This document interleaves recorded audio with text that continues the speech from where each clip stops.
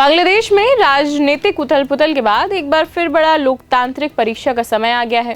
शेख हसीना सरकार के तख्ता पलट को करीब 1.5 साल बीत चुके हैं और अब देश 12 फरवरी 2026 को आम चुनाव की ओर बढ़ रहा है। मुख्य चुनाव आयुक्त AMM नासिरुद्दीन ने ये घोषणा की है। ये चुनाव इसलिए भी ऐतिहासिक माना जा रहा है क्योंकि छात्र आंदोलन के हिंसक विद्रोह और शेख हसीना के इस्तीफे के बाद ये पहला आम चुनाव है। सबसे बड़ा सवाल, क्या इस चुनाव में निष्पक्षता संभव है?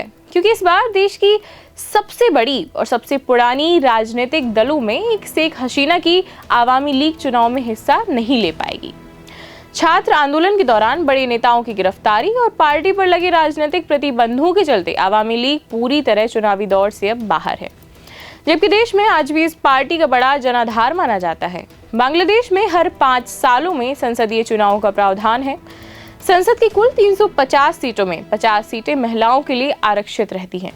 300 सीटों पर सीधा चुनाव होता है और मतदान के बाद सबसे बड़ी पार्टी या गठबंधन नेता चुनकर प्रधानमंत्री बनाता है। देश में आखिरी बार जनवरी 2024 में चुनाव हुआ था, जिसमें शेख हसीना की आवामी लीग ने लगातार चौथी बार जीत दर्ज की थी। लेकिन इसी बीच छात्रों का आंदोलन भड़क गया और जिसने अगस्त तक विकराल रूप ले लिया और सेना के दबाव और हिंसक प्रदर्शनों के बीच शेख हसीना ने 5 अगस्त 2024 को पद से इस्तीफा दे दिया और उसी दिन ढाका छोड़कर भारत आ गई। तब से यहीं रह रही हैं।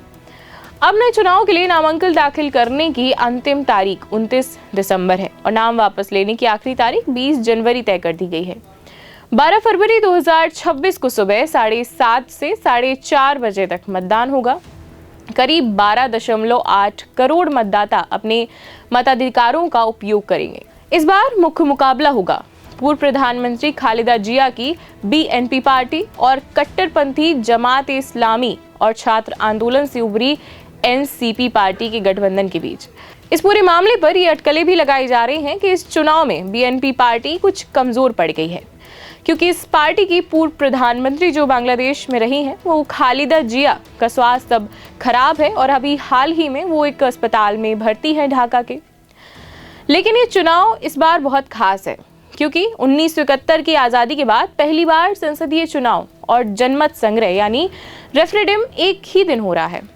इस रेफरेंडम में कार्यपालिका की शक्तियां समिति करने, न्यायपालिका और चुनाव आयोग को और स्वतंत्र बनाने तथा सरकारी एजेंसियों के दुरुपयोग को रोक जैसे लगाने बड़े संवैधानिक सुधार शामिल हैं। इतना ही नहीं, इस चुनाव में पहली बार 30,000 प्रवासी बांग्लादेशियों को भी मतदान का अधिकार दिया गया है।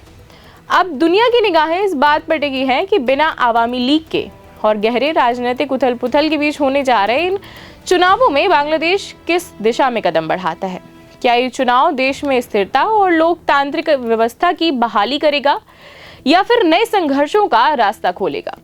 इसका फैसला 12 जनवरी को जनता के वोट से होगा। आज के लिए इतना ही। धन्यवाद।